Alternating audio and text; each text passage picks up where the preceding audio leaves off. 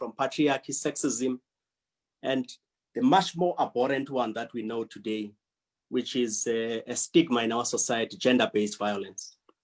64 years down the line, where we are today, we all know that women of South Africa are still not free. They are not free from the bondage. They are not free from patriarchy. Neither are they free from domestic-based gender violence. Hence, this annual commemoration of August is meant to remind all of us where we come from and to continue drawing lessons to the struggles that women continue to be faced with.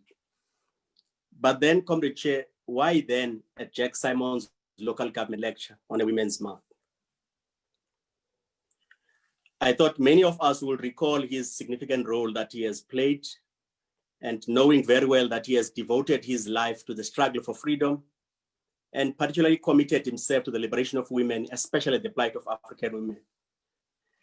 Many of us who had the privilege to know him, and myself, I would not be one of those persons because I've never met him and I don't even profess to know that I know him.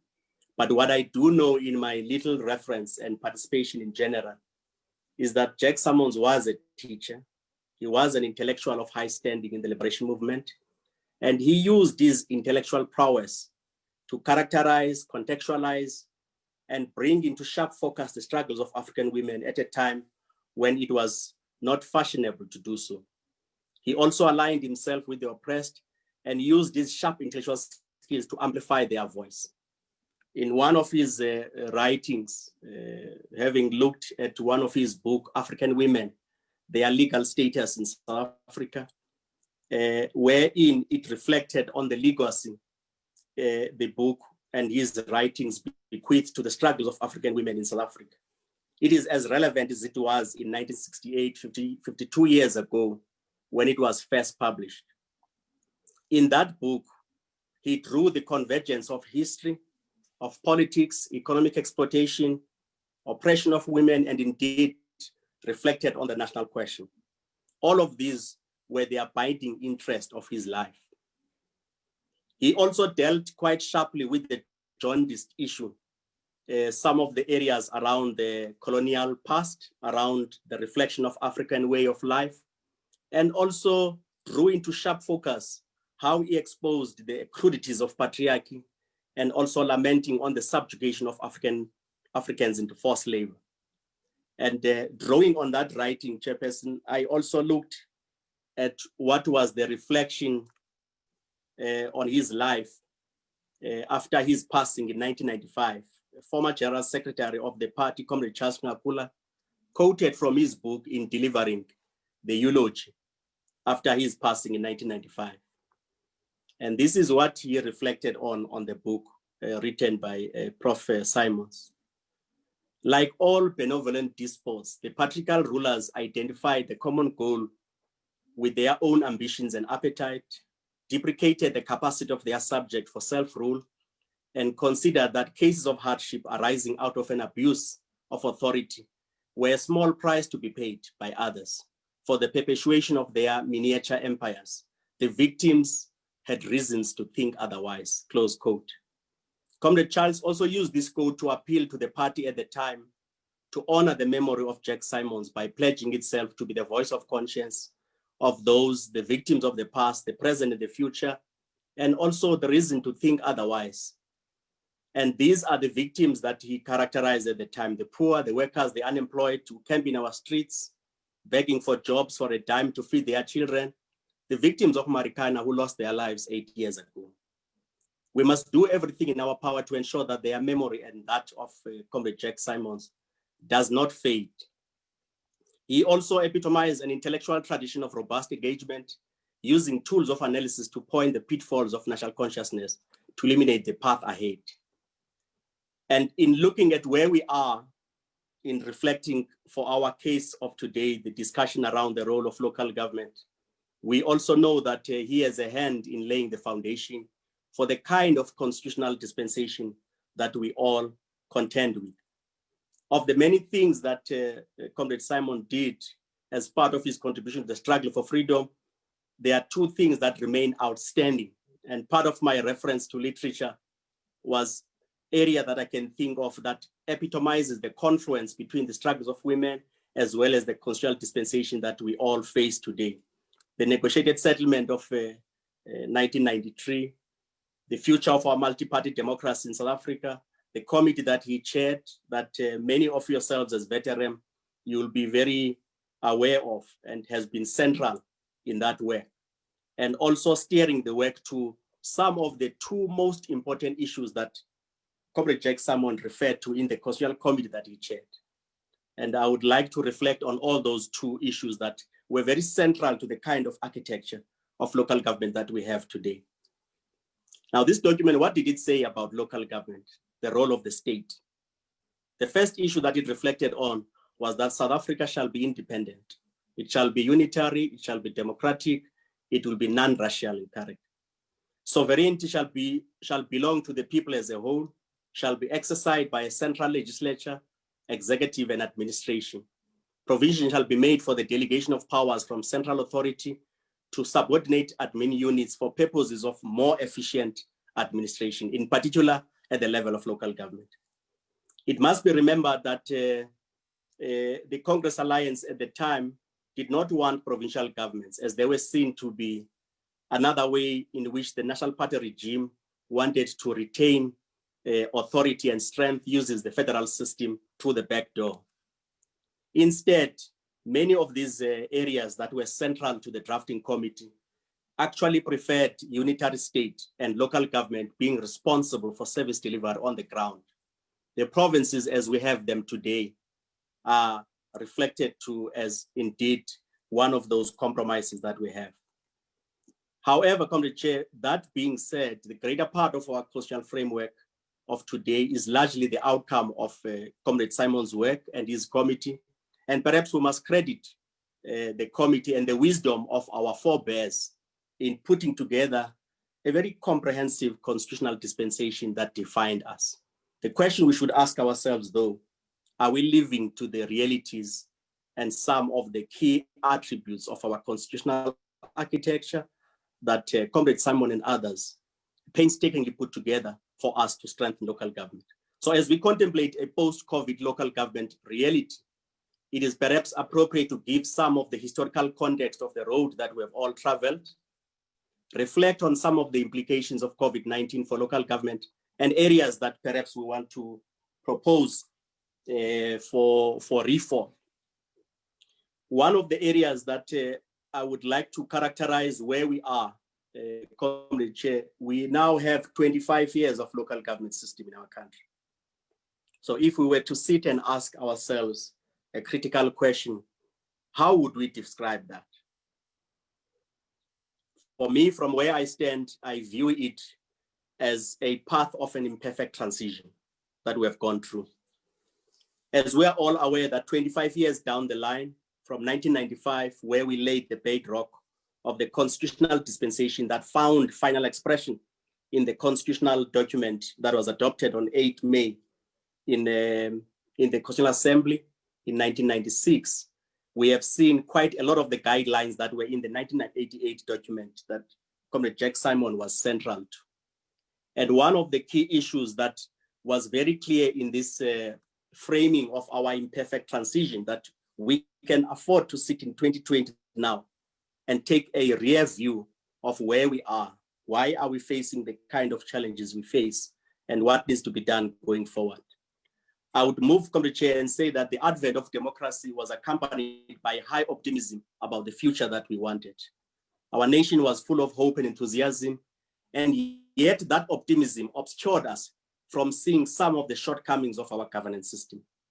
There is now a prevailing consensus among a whole range of scholars at a party level, policy mandarins within Congress Alliance, that indeed South African local government has since 1994 experienced two major waves, two full generations of change, and is now undergoing the third wave of that generation of change.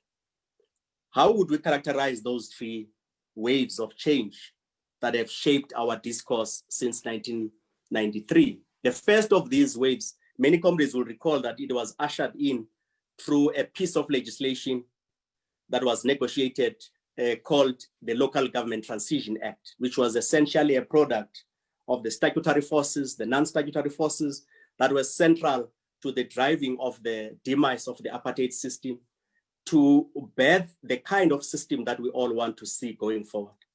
And largely this kind of transition was mainly about unification, integration of what were racially based town councils into single municipalities. You will recall many of the times we had the big cities in our country, Durban, Unicity, Johannesburg, Pretoria, before it became Tshwane, and. And at the core of that was a call for a single tax base, single governance system, and make sure that local government is transformed to continue implementing the ideals of the Freedom Charter and largely take a particular posture of being viewed as a developmental system of local government.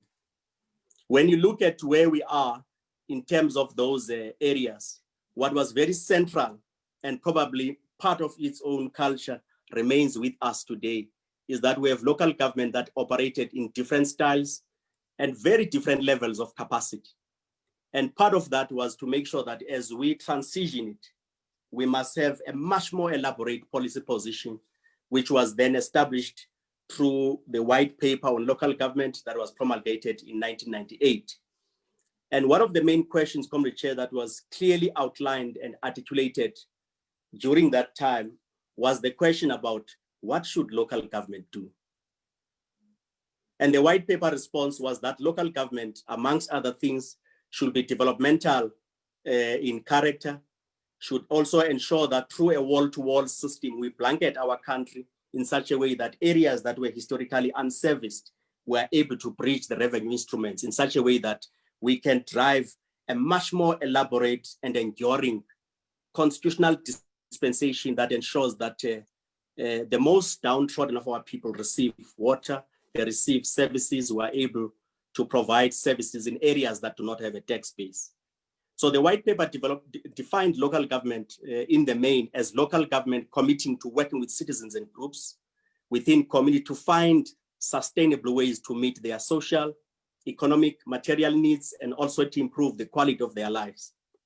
Now, accordingly, what is the meaning of developmental local government today and what it meant at the time? Many of comrades who are here, Comrade Jeremy and many senior comrades in the party and the ANC and general in COSATU will recall that developmental local government at the time, it was defined to do 4 things. It needs to maximize social development and economic growth.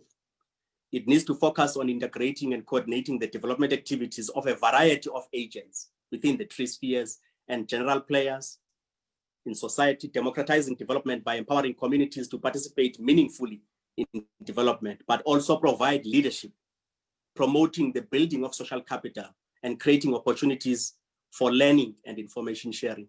So that's what featured largely the question of the second wave of the reform agenda that gave rise to many tools, the Demarcation Act, the Municipal Structures Act, the Municipal Systems Act, the Municipal Financial Management Act, as generally tools to enable local government to perform its function. Then come in year 2000, we had local government elections that for the first time amalgamated 843 local councils into 384 councils, and later on reduced them to 283. And by the time we had year 2006, we had 278 municipalities. Today, we're sitting at 257 of those structures. But what was the core focus of that third wave of reform? It was largely an area that was meant to usher in a dispensation that must give us a sustainable path to the democratic developmental agenda of local government. But admittedly, this third generation of change is probably the most difficult yet that we had to prosecute, and we're still sitting with it today. In that, at the core of its focus was a local government system that was expected to live to high standards set by the developmental local government paradigm. So one of the key practical challenges for developmental government, which remains a daunting task to most of us, if not all, is that many of our municipalities are not strengthened to play that role. So the practical challenges of developmental local government, for instance, you look at the principles that were underpinning this paradigm, they remain inadequately understood by many of the deployees that we have in local government. Neither are they adequately understood fully by the rest of the three spheres in terms of how do we play an integrating role? How do we rather exploit the maximum strength of the interspheric coordination level that we need to make sure that we can focus at local government. Today, we're speaking about developmental local government in the context of the district development model. So when you focus at developmental local government and how it places high demands for deepening local democracy by means of public participation, provision of a fiscal space that is sufficient for local government to play its role, and ensuring that local government is at the center and must act as an agent of delivery, both for services and development in general. We are yet to see the strength of the system being pulled in that direction. Yet, even in the early stages of this transition, this multi-pronged transition that we're referring to, there were very clear signs that local government transformation was coming up against major constraints. For instance, municipalities were expected at the design phase to be largely self-financing and were expected to pay the costs for service delivery from own revenue. And this is one of the key main features in the white paper around policy assumptions on the kind of fiscal instruments that we need local government to have. One of those areas, Comrade Chair, that perhaps many comrades may not be aware or may be aware, is that in our design model of our fiscus, we expected local government to raise 90% of own revenue.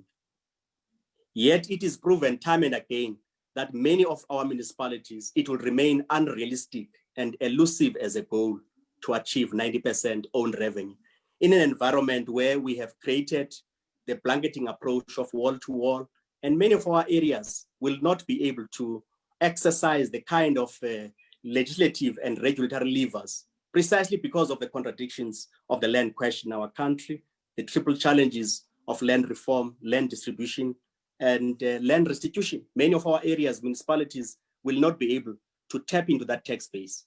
And many of them largely cannot even exist for 3 months without an injection fiscally of equitable share. So we remain with that in our landscape, unfortunately. Instead, what we are beginning to see is many municipalities that are struggling to raise adequate revenue, while on the other hand, a consumer debt is a stiff albatross in the necks of many of our municipalities. If you look at the report of the Auditor General for 2018-2019, more than 60% of our municipalities, which is a point that at the level of SALGA, we've raised quite sharply and consistently.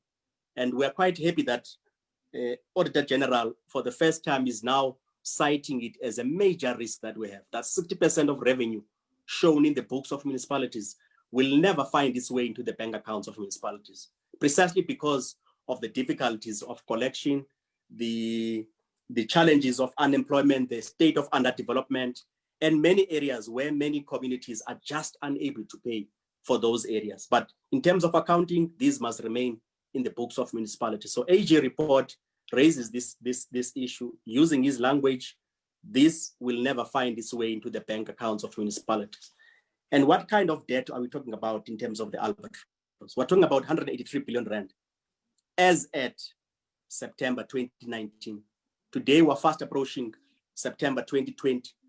And the growth in terms of this debt continues, and it requires a much more robust, a much more evidence-based policy approach, perhaps, to rethink what needs to be done to clear this debt. How do we create incentive instruments that make sure that we don't continue to allow the books of municipalities to have balance sheet that reflects unrealistic debts that we will never be able to see the debt of the day.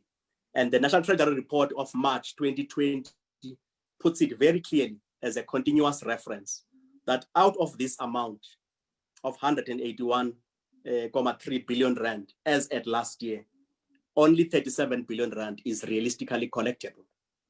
How do we make sure that in funding municipalities, we also deal with this issue? And perhaps, Chairperson, at the time, we chose idealism instead of pragmatism in expecting local government to fend for itself. And as the democratic momentum swelled on, we also faced a second wave of challenge for local government. And that spoke to local government losing a significant share of talent to provincial government during the transition, the strengthening of provinces to 1999, and many of those in municipalities 25 years down the line, it remains a haunting issue to many of municipalities where we expect capacity to be at its premium to deliver the kind of dispensation that we want. So when we look at the kind of growth that we have seen in terms of the fiscus, we have the national share of revenue being sliced in such a way that local government receives less than 9% of the fiscus, when provincial governments receive something like 41.9%, and national government retaining 50% of that. So the most ablest sphere that we need to reflect on the kind of outcomes we want for developmental local government, the visioning paradigm that we had, we allow that sphere to remain with limited or no resources to drive the kind of developmental outcomes that we want. So part of the challenges of the imperfect transition, as I have described, Comrade Chair, as well as the underfunding, remain visible to us. And they were known far back as 2002. When I was doing my little research about the kind of reflection in the first 5 years we had in year 2000, as we ushered in the third generation phase, I looked at a report that was issued by Auditor General in 2002.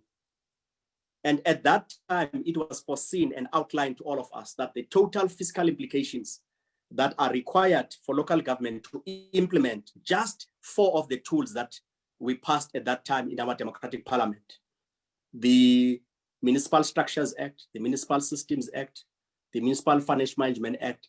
They just singled out MFMA as Auditor General and said, what will it take for local government to implement the kind of far-reaching, very necessary changes to strengthen financial accountability to be able to do that for 283 municipalities. At the time, they estimated 1.7 billion rand would have been required just to put the kind of systems that we need to drive that approach. And at that time, it was quite clear that there was no funding forthcoming. 6 years down the line, only 550 million rand was made available to municipalities to implement the kind of reform strands that were required. And AG further noted in 2002 at the time that with concern, the bulk of this cost is being devolved to local government, which are in many instances are already in a dire state. So that reference still remains there. And today we still have a difficulty of local government receiving the kind of fiscal allocation that must allow it to play its role. And perhaps part of the COVID reality is that the Minister of Finance, Comrade Tito, is making a clear proposal that should we not be focusing on zero-based budgeting, so that we're able to quantify what is required. If we're talking about 52 district nodes where delivery must take place, how do we start from the base and say, what is the kind of baseline data that informs allocation of resources for these municipalities, for provincial departments, for national government, so that when we intersect at local level, we're very clear about the kind of capacities that we need. We're also very clear about the kind of accountabilities that are required to play that role. So part of introduction of wall-to-wall saw the emergence of municipalities in places that were not defined as municipalities at the time, especially in homeland areas and self-governing territories where virtually there's just no base to play that role. We also have a reference around issues of service delivery backlogs that continue to harm the ability of local government to play its role.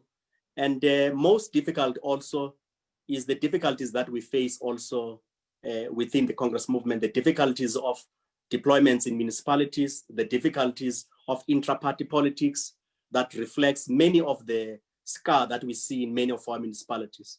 The difficulty that we also face in many of our municipalities, challenges around separation of responsibilities between party and state. In many instances, it becomes very blurred and it becomes a source of conflict in many of these institutions. So when we move away, Chairperson, from the reflections largely on the imperfect transitions that we have outlined above, we still do not have the ideal of municipalities that are financially viable, spatial, developmental in outlook. We instead continue to see how the patterns of development entrench rather than eradicate the legacy of apartheid. And the kind of autonomous local government system that we have remains largely bogged down by bureaucratic, red tape instruments that continue to make it difficult to make agile decisions that are necessary to empower citizens. And perhaps some of the key issues out of the definition of local government as a developmental feature is our ability that we have not today managed to mobilize a cross-section of society to partake in development, despite many instruments that exist. If you go to the Systems Act, we have a very elaborate chapter on public participation, the role of society and what needs to be done.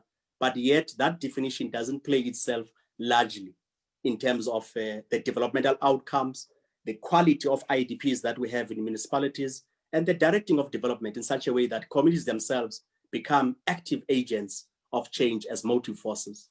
So from many changes that we have introduced, we have seen and witnessed, Comrade Chair, many of you will recall that to date, between year 2000 and now 2020, we have seen the introduction of no less than 6 interventions in local government, all informed by a response to what is defined as a crisis that is unfolding before us. And many of you will recall the introduction in 1999 of Project Viability. And very early in year 2000, on the third wave of transition generation, we had Project Consolidate. And 4 years down the line in 2006, we had what we called 5-year local government strategic agenda. We had the local government turnaround strategy. And as if that was not enough, in 2014, we then saw the introduction of back to basics. And most recently now, our clarion call around district development Xolile model in 2019. So we've lived 6 of those areas. Perhaps it is not a question that they are not necessary. Perhaps the much more fundamental question we should be asking ourselves, are we impatient to allow the kind of changes we want to see to emerge, to take root, to be grounded, and make sure that we strengthen the system, as opposed to introducing multiple knee-jerk reactions as forms of intervention to local government? So if we can have 6 of those, and we are unable to point out the results of success out of those, perhaps we should be asking much more fundamental questions, whether we should not be talking more about a fundamental long-haul approach to local government to make sure the kind of solutions that we impose are indeed sustainable, and also ensure that we have the patience enough to ensure that we wait for these interventions to show some kind of fruition, so to speak. So when you look at all of those programs, Chairperson, it's very difficult to expect serious impact on programs that are introduced one after the other, and many of them become sporadic. And some of these rapid changes, they also have the unintended consequence of disorienting the civil service in municipalities, where they must jump from one program to the other, and perhaps not allowing enough time to bed down some of those interventions that are very necessary, but probably we are not systematic in introducing them. One of the other areas that perhaps we need to look at is how perhaps some of these results that we're beginning to see in local government, we should then look at the question of the National Development Plan that we now have. We're now 20 years, we have 10 years to move towards 2030, to make sure that we use this as a lodestar to continue to focus on strengthening by building capabilities of the state, to make sure that in 2030, at least for the remaining 2 decades of 2021 local government election, 2026, we allow the system to bed down, but we become much more radical in introducing the kind of changes that will enable local government to play its role. One of the areas that remain a major problem, Chairperson, is around the area of how local government delivers services. Perhaps the entirety of the state is a question that I know has always been a major point of reflection at a party level, the notion of tenderization of the state. It's one of those areas that perhaps in drawing back, you look at some of the foreseen challenges that will face the post-liberation society. I looked at the Morogoro strategy and tactics document. that actually warned about tendencies that might compromise the national democratic revolution. And drawing largely on these pitfalls, it was very clear at the time that one area that I would want to quote that was clearly captured in that is that the kind of development that we must pursue as a liberation movement must be different. And it reflected on some of the areas that at the time the drafters, I want to assume I was not there. I want to assume that the drafters of the strategic tactics document at the time had a foresight. For we have lived to witness many of the problems that today reflect a huge appetite for selfish interests, areas of greed that have taken over in many of our municipalities, and almost reflecting many problems that were there in the past, but they remain largely many areas that define our body politic. And some of these tendencies manifest themselves in different ways, not least citing from the strategic tactics documents through acts of crass materialism, conspicuous consumption and greed. And I also draw reference, Comrade Chair, to one of the inputs delivered by Comrade Joel Nechitenze most recently in May. And he described quite clearly the challenges that society is facing now. And that in quote, he makes reference to there are lumpen elements across society. They exist in the economic, political, civil society, and state bureaucratic agents who are inspired by self-enrichment and driven by greed. They will even steal food parcels and money for state funerals, and perhaps most recently, theft, grand-scale theft around COVID response capacity on PPEs and so on. And he continues to define it as the most cunning among them will profess radicalism, often combined with narrow nationalism to legitimize their criminal enterprise. We have seen a fair share of this in local government. If you look at the recent report by Auditor General, no less than 9 of these areas attracted the most recent strength given to Auditor General, the concept of material irregularity, where we have about 9 municipalities where AG could either find a report that reflects delivery, nor it will find a way to link the expenditure to the kind of outcomes that are reflected there. So when you look at more of these, you are able to look at what needs to be done going forward on our side. Karl Marx made a reference to say, many people would make reference to, we need to introduce much more radical measures to strengthen local government. But I like a reference I picked up on the discussion documents of the party in 2015, preparing for the 2017 National Conference of the ANC. And that reflects to the definition of being radical. What is the meaning of being radical? If we were to say we need to move in speed and deliver the kind of enduring dispensation we need, we must first grasp the root of the matter. And by so doing, we will be able to look at tools that are necessary to strengthen the ability of local government in such a way that the kind of corruption and greed that we see through tenderization of the state becomes something of the part. I mean, most recently, Comrade Chair, around June, we saw in Northern Cape, in one municipality, an advertisement for buying of candles and a box of matches, a tender for buying candles, and buy tender matches, box of matches to be sent to communities as part of our approach. You might think that is fiction. It is not. It's one municipality in the Northern Cape.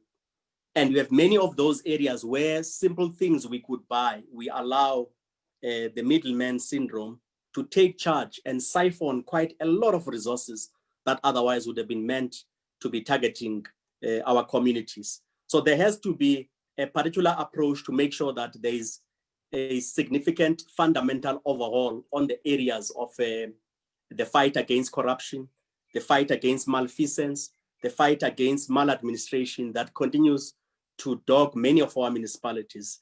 And I dare to say provincial and national level, most recently, occupying a fair share of the space of the horror that we see. And one of the areas that was reflected in the 2015 discussion documents of the party that I've made reference to, Chairperson, earlier on, is one area I liked very well in my reading in the 2015 discussion document about the kind of the mistakes and unintended consequences that we needed to avoid in analyzing the kind of democratic trajectory that we need to focus. One of the areas that is quite indicated is around the demobilization of the motive forces. That if you look at the white paper on local government, you look at a very profound definition of a municipality. It went beyond council administration. It entrenched the notion of community as part of the municipality. Yet in many of the areas where we do work, we are unable to ensure that communities play a central role beyond the formal forms of democratic participation in terms of IDPs, in terms of community forums, sectoral plans. The demobilization of motive forces perhaps is one of those areas that at a party level as a vanguard of the working class, it may be important to go back and rebuild and strengthen the organs of people's power, to make sure that at a community level, we continue to strengthen the role of communities, to make sure that as characterized in the 2015 discussion documents of the party, and I quote, our popular mass base has been turned into beneficiaries. We have turned them into recipients of a redistributive state delivery and not as active participants or motive forces. We need to make sure that in managing this dynamic that is unfolding before us, we take collective responsibility to make sure that we turn a tide against this prevailing attitude. So as we progress around the massive gains that local government has done around electricity, water, sanitation, and many of those areas, we must make sure that at the core of our work is to make sure that we reform the top-down redistributive delivery model that has characterized how we delivered services to our people, and make sure that we reignite the popular mass base that must be central to make sure that the kind of development that we have, we are able to have the motive forces being at the core of defining the kind of active participatory democracy that we envisage. The democratic organs of self-government are very central to this, so that we go beyond formal forms of the kind of approaches that we characterize in that way. So yet the question that needs to be done as we move to the close, Comrade Chairperson, is a question that has been asked by Lenin. What is to be done? If we see the kind of challenges that we have in local government and the kind of COVID-19 response crisis that we need, and we see how it gets defined, that crisis is a midwife of change. And what is to be done to answer that question, we could perhaps draw our attention to a book written by yet another leftist that many of you may know, the former Minister of Ideas in Brazil, Roberto Mangabeira Unga. He asked a fundamental question: what should the left propose in the middle of a crisis? And when you look at this area, Comrade Chair, you have a reference to what Roberto Unga reflected on. And he reflected in one of his statements in his book. He boldly proclaimed that the world suffers under a dictatorship of no alternatives. Although ideas all by themselves are powerless to overthrow this kind of dictatorship, we cannot overthrow it without ideas. So it's very important that the kind of dictatorship that Unga is reflecting to, we understand what it means. It is rather instead our acceptance of the existing economic and governance system that exists, that despite many faults it has at a local level, we seem incapable of freeing ourselves from this kind of system. So interestingly, Unga's message is directed to us to make sure that as a left, we are able to act as a bloc that should provide hope for freedom from this kind of dictatorship of absence of ideas. You would also see, Comrade Chair, that it's also important to heed the wise counsel and search for those ideas, perhaps using COVID as a lens to look at the kind of ideas that we need to make sure that we could use these as chief levers of change to make sure that the kind of post-COVID crisis that we face does not assume the proportions of the 2008 financial meltdown and the replicate effect of it that COVID-19 is going to exacerbate. We have a situation where COVID-19 local government capacity was badly exposed, and it remains badly exposed in the sense that out of the 7 directives we have of local government to respond to COVID in April, wash your hands, isolate, self-distance, many of our people could not have access to water, and they still don't have access to water. If we were to look at the kind of approach to tackle that kind of pandemic, we need to define and characterize it as such that 26 years down the line, many of our communities don't have access to water. We need to summon all the strengths we have to make sure that we drive the kind of enduring dispensation around providing essential services and empowering local government to play its leadership role and take its rightful place to make sure that we continue to play the kind of strength that must highlight the importance of local government during the times of crisis. Perhaps one of the key issues that we have not spent time, and it may be important for us to spend some time as we go to 2021, to deepen our analysis about the kind of impact that COVID-19 is visiting us. What is the kind of depth of the crisis that we are likely to emerge? What is the length of that debt? And what is the kind of recovery that we want to see emerging out of the post-COVID strength that we need? And perhaps one of the key areas that we need to learn from COVID is the issue of the capacity of the IGR to be designed in such a way that national, provincial, through command councils at national level, through command council at provincial level, through command council at district level, we are able to summon the entire capacity of the state in such a way that we use our combined IGR capacity to roll out infrastructure in areas that otherwise could not be there. So we need to look at those areas and say the crisis of unemployment, the crisis of inequality, the crisis of poverty, and the crisis of corruption that we have. How do we tackle it in a multi-pronged way that is at the core of it is about ensuring that we have a full analysis of tools around the kind of debt we have and how it exacerbates the levels of inequality that local government is likely to face going forward. So we want to argue that we need to retain many of these structures that we have around COVID-19. We need to make sure that local government is resourced. We need to ensure that we have the right people that must be sent to local government. For the district development model to succeed, one of the 5 principles of this model is around enabling government to have a strategic coordinated response to the areas of disaster, but also make sure that we have a differentiated approach through COVID-19 to drive the DDM model, spatial mapping of challenges that face our communities, but also play a key role in mobilizing state and civil society to respond strategically to the kind of economic recovery that we need, and also make sure that it presents as an opportunity first and foremost to adopt a new normal, which is more deliberate with a very clear enduring transformation outlook, but at the core of it is inclusion of communities in many of these areas. We sit as local government chairperson with a ballooning indigent register. Can we be in a position where we say, as we sit now with the kind of projections of 7% decline of growth in GDP, negative growth, and the kind of fiscal evaporation that we are seeing, what is it likely going to visit local government on?